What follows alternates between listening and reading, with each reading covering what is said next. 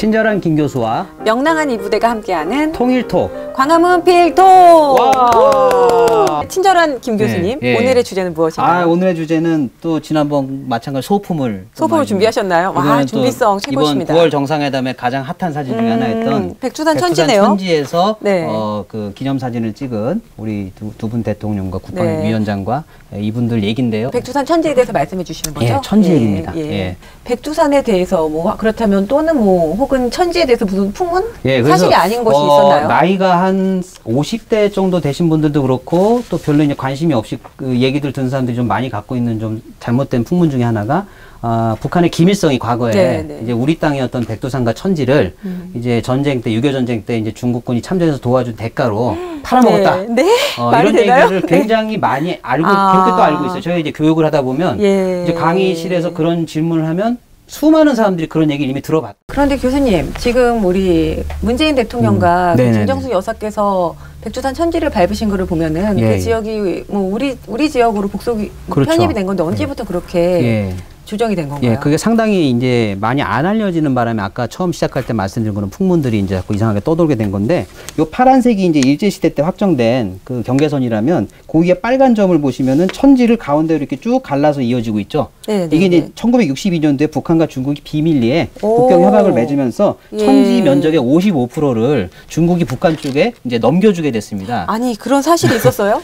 이렇게 비밀리에 유지된 국경 협약이 있었단 말입니까? 그렇죠. 그래서 62년도에 그런 비밀리에 국경 협약을 맺어진 뒤에 아무도 이 천지의 사이를 55%를 북한이 이렇게 가져왔다는 내용에 대해서 알지 못했어요. 왜냐하면 그거를 중국이 철저히 비밀로 붙였던 이유가 양국 다 당시에 중국과 소련이 이제 서로 갈등할 때였기 때문에 그때 북한이 이제 중국 편을 들어준다는 입장을 좀 지지한다는 조건으로 백두산 천지의 55%를 확보를 했던 것이거든요. 교수님, 그 중국을 통해서 백두산을 여러 번 올라가 보셨다면서요? 5번 갔죠.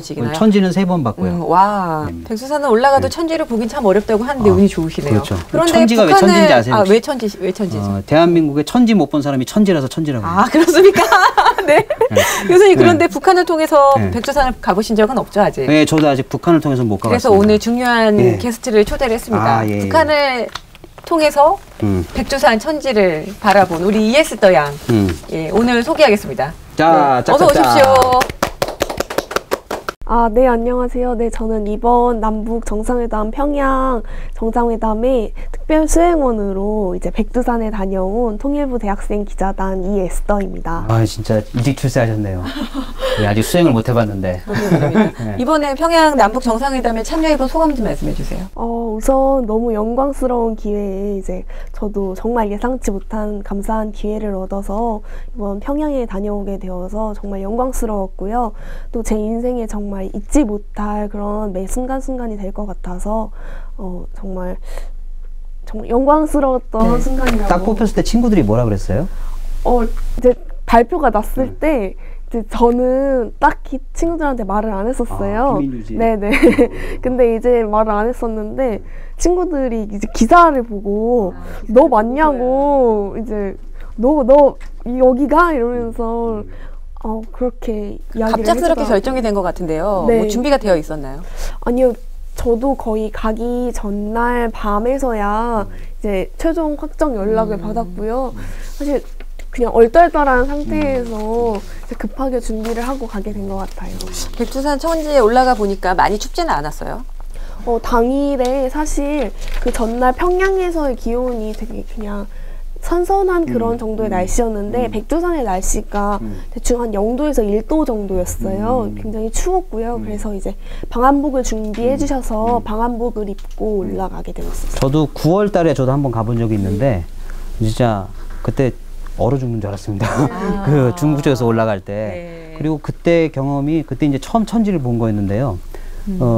처음 봤을 때 저는 막 가슴에서 이상히 말로 표현하기 어려운 이상한 그 감정. 저도 이게 뭐 민족 뭐 이런 거에 대해서 이게 뭐 크게 그런 게 있겠어 나한테 이런 생각이 있었는데 왠지 천지를 보니까 이상한 기운이 몰려오면서 뭔가 말로 표현하기 어려운 거 생각이 들었는데 에스더 씨는 어떤 생각이 그때 들던가? 천지 딱 처음 보자마자. 저도 그런 비슷한 느낌이었던 것 같아요. 뭔가 굉장히 압도당하는 느낌이었고. 그래, 맞아. 단어 저보다 잘 쓰시네. 압도당한다는 느낌이었어요. 이렇게 산이 있고 그 다음에 제가 갔던 당일에는 날씨가 정말 맑아가지고 구름 한 점이 없었거든요. 그래서 이제 천지가 진짜 파란데 거기에 이제 백두산이 딱 거꾸로 비추어가지고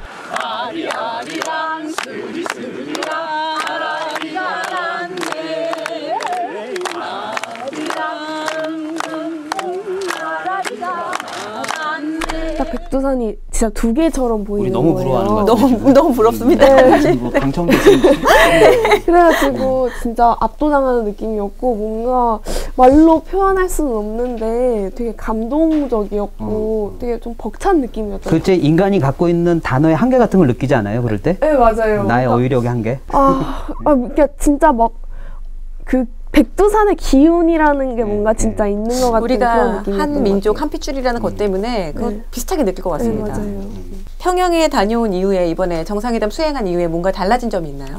우선 제가 그 전에도 뭔가 통일이나 그런 분야에 계속 관심을 가지고 있어서 통일부 대학생 기자단 활동까지 하게 된 거였잖아요.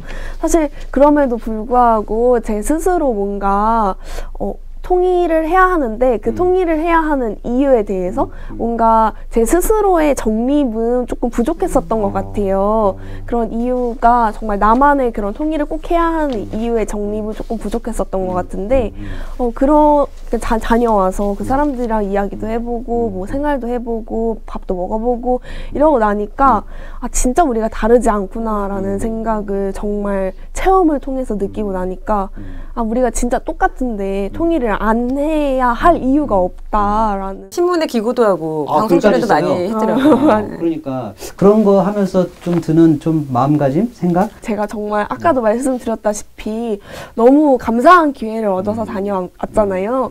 그리고 제가 이제 가서 되게 느끼는 바가 되게 많았었어요. 뭔가 진짜 직접 경험하고 나니까 통일이라는 거가 좀 더 현실적으로 저한테 많이 다가오더라고요. 그래서 그런 제가 느꼈던 것들, 제가 또 보고 온 것들을 더 많은 분과 공유를 하면 더 많은 분들이 통일이나 또 북한이나 이런 문제에 대해서 구체적으로 조금 자기의 생각을 간접 경험으로라도 하실 수 있지 않을까라는 생각을 하고 좀 공유의 책임감 같은 거를 좀 느끼는 것 같아요. 역시 백두산 기운이 좋긴 좋은가 봐요. ES도양 오늘 바쁘신데 시간 내주셔서 감사합니다. 감사합니다. 고맙습니다. 앞으로 청년 세대를 대표해서 청년들이 더 통일에 관심 많이 가질 수 있도록 더 노력해 주세요. 네, 감사합니다. 감사합니다.